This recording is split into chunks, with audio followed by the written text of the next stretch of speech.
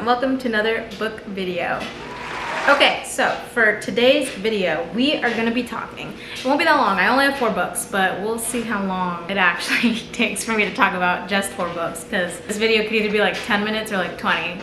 So, we'll see. For this video, I wanna talk about 4 underrated books that I feel like people don't talk about enough, that I love and hold near and dear to my heart. That's it, that's the premise of the video. Just underrated books that I love, that I've never really seen anyone else review or talk about or share in a YouTube video. So we're gonna go ahead and get right into it. If you hear the dryer in the background or like washer and dryers going, I apologize. I will try my best to edit the audio, but if you hear it, then you hear it. So let's start with this one because I've already talked about this book on my channel before, so I don't have like a whole lot to say about it.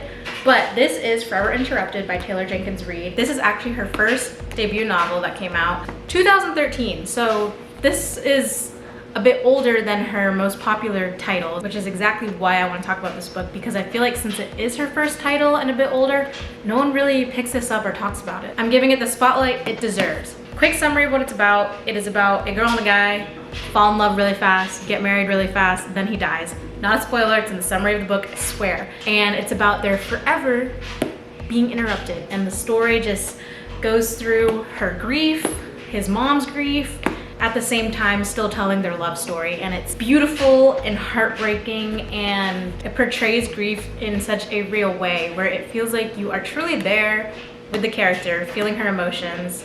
And I just loved this book. I read it so fast. I read it in literally 2 days and I fell in love with the characters. I mentioned this in my 2022 book video, but I fan casted the guy as Dylan O'Brien, and I think that made the book like all the more enjoyable, because who doesn't love Dylan O'Brien in any kind of like rom-com love story type of movie or book or whatever. And yeah, it's not one of TJR's most famous books, most well-known titles, probably for a reason, because it probably isn't in like the public eye as good as Evelyn Hugo or Malibu Rising, but to me, this book still deserves a lot more recognition. And if you like TJR and her writing, then of course you have to read her first book that she came out with. So, Forever Interrupted, TJR. Okay, now for the next book. This is a format of book slash fiction that I don't really read that often, and it's a book of short stories. This is the book Meet Cute, and before we talk about anything, can we take a moment for the cover?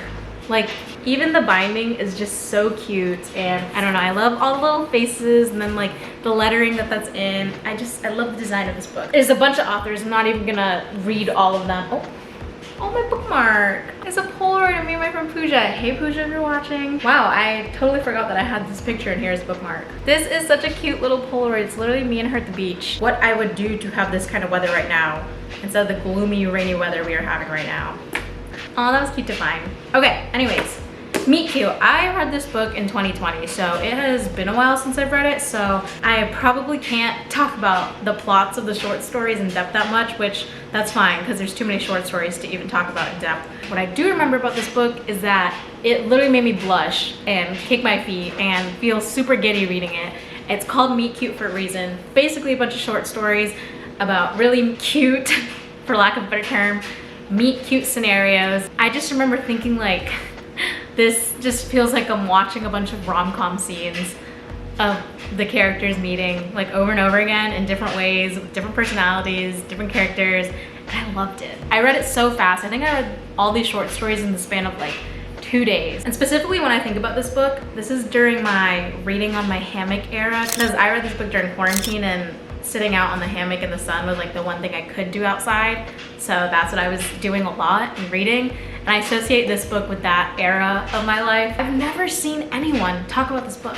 I don't even know how I found out about this book. I think I literally just found it on Amazon and I was just scrolling through romance books, and then the cover just stuck out to me. I never even see this book like on display at bookstores, at Barnes & Noble, so to me that means it's underrated because nobody's talking about it. I don't have a lot to say about this book in detail, again, because I can't remember most of it, but I do remember loving it. I read this book before I started really rating books out of 5, like, and writing it down, but I would assume I'd give this a 5 out of 5 if I read it again.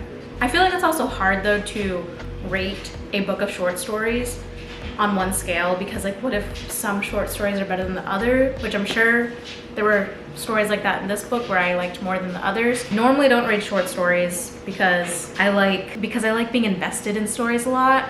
So like short stories aren't a big appeal to me, but this one I did definitely get invested in, and I recommend if you want a cute little fast-paced read, you can just read a short story here and there. You don't even have to finish the book all in one go. So Meet Cute by all these authors, underrated book. Okay, now for the third book. Time to switch up the genre a bit. This is gonna be the only nonfiction book I talk about. One of the very few nonfiction books I talk about on my channel in general, honestly, because I don't read a lot of nonfiction.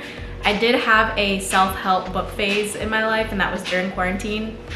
And yes, that is when I read this book. But it's still always my #1 self-help book recommendation because it wasn't fluff, which I feel like with self-help books is sometimes hard not to find. The book is just really straight to the point and just has a lot of practical advice, practical evidence basically backing up the advice. That's why I just rank this self-help book way higher than other self-help books. This is The Power of Habit by Charles Duhigg. I've talked about this book once before on my channel, and that was when I was filming my quarantine diaries.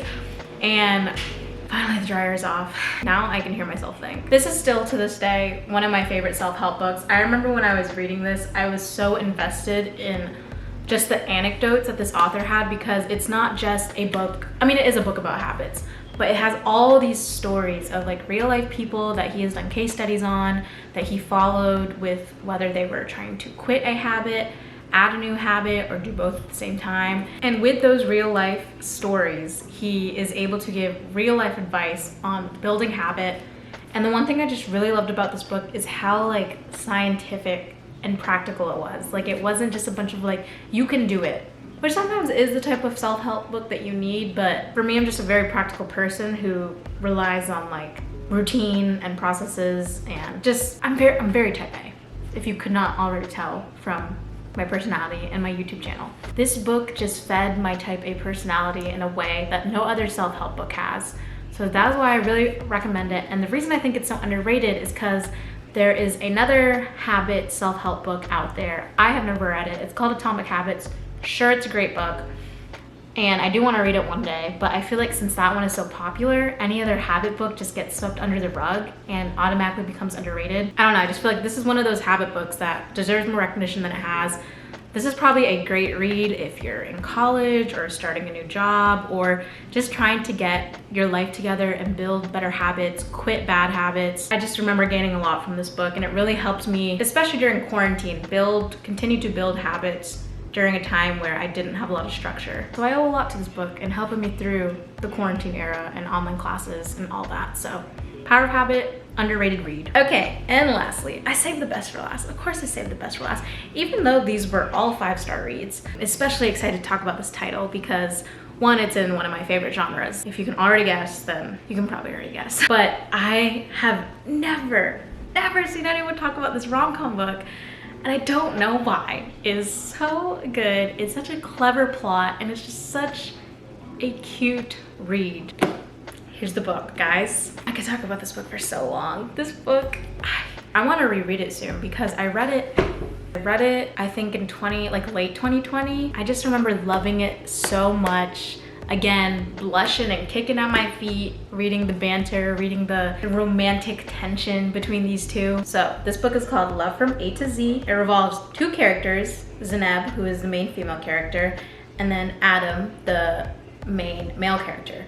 And it's about how both of them have this specific type of journal that they keep. And I think one of them calls it a certain type of journal, and then the other one just like calls it whatever. But basically the type of journal that they both have is called a Marvels and Oddities journal. So each entry is either about a marvel, about their life or the world, just like something positive, something that they're infatuated with, something that they can just appreciate that they talk about in that entry. And then the oddities is something that is either kind of weird, something bad, something they hate, something that makes them angry. And that is what the journal centers around. It's just those entries. And each of them has that type of journal, but the other person does not know that the other person has the same type of journal. One, I just love that concept for some reason. I love having the concept of each character having such a specific, like, not really quirk, but like ritual. It's basically a ritual for each of them. I mean, journaling's a ritual. One ritual that they each do that the other person doesn't know, and then they come to find out, and you can assume what happens from there. And the way that this book is formatted is it has the journal entries that each of them is writing between whether it's a marvel or an oddity, or if it's Adam writing or Zainab writing. and it just ends up being such a well-connected story between the two. This book also talks a lot about their Muslim background because they're both Muslim, and Zainab she's the only Muslim in her class, and she faces a lot of like just hate from her teacher basically. Like he's always coming at her for the stuff she's writing about in her assignments or whatever, and like giving her a hard time because she's Muslim. So she's like angry. She's like, in a lot of this book, her oddities are her just being angry for being singled out as being a Muslim. Whereas Adam, from what I remember, he's Adam has more of a positive outlook on life, but he has a secret. I think I'll go ahead and say what it is because it's in the summary of the book. He is diagnosed with multiple sclerosis and he keeps it a secret basically. And so it just, as you can see, there's a lot of layers to this book. There's a lot of points to the plot and I love it. Chemistry, I love the banter, I loved the deeper messages, and this is just a rom-com book that definitely needs to be talked about more. And I need to look up if this author has, or she does have another book. She has a book called Saints and Misfits, so maybe I should read that because this was the first book I read by her, so I'm sure I would like her other stuff. Oh my god, I'm looking through the pages and like remembering how much I loved all of this book. Okay, Love from A to Z, underrated read. This was of course a 5 out of 5, a 6 out of 5 if I could give it that. Underrated read. All right, ladies and gents, that was my 4 underrated reads I feel like people don't talk about enough. I hope you enjoyed this video. Hopefully I kept it concise and short and to the point, but also gave these books the recognition they deserve. Comment down below if you guys have any underrated reads that you feel like people don't talk about enough, because I'm always looking for good book recommendations, especially books that don't get the recognition they need, because those are always the hardest to find, but there truly are hidden gems out there out of all the books in the world, and I'd love to read what you guys think are your hidden gems. Okay, I'm gonna go contemplate now whether I should reread Love from A to Z. Again, thank you so much for watching this video, and I will catch you guys in the next video. Bye, friends. Guys, okay, I already finished filming the main portion of the video, but literally right after, I searched up the author's name of Love from A to Z to find that one title that I hadn't read yet. Guys, this is like the best thing that could happen with a book you love so much. There is literally a sequel. Do you see that? There is a sequel that came out last October. It's called Love from Mecca to Medina. I'm so excited. It's always the best feeling when a sequel comes out that you didn't realize came out, and now you just have more of the story to read of a book and characters you already love. All right, I just wanted to share that with you guys because that made me really excited. Now I will go. Thank you for watching. Bye, friends.